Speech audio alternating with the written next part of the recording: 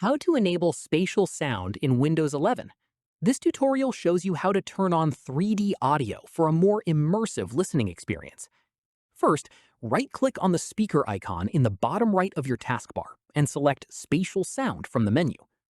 From there, a drop-down will appear showing the available spatial sound formats on your device.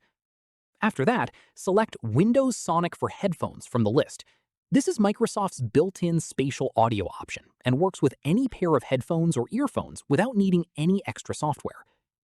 At this point, once selected, spatial sound will be enabled straight away, and audio will start sounding more three-dimensional, with sounds appearing to come from different directions around you. Following this, if you have Dolby Atmos or DTS Sound Unbound installed on your device, those options will also appear in the same dropdown and offer a more premium spatial audio experience. From here, if you don't see the spatial sound option when right-clicking the speaker icon, open the Settings app, click on System, then click on Sound, and click on your output device to open its properties, where you'll find the spatial sound settings inside.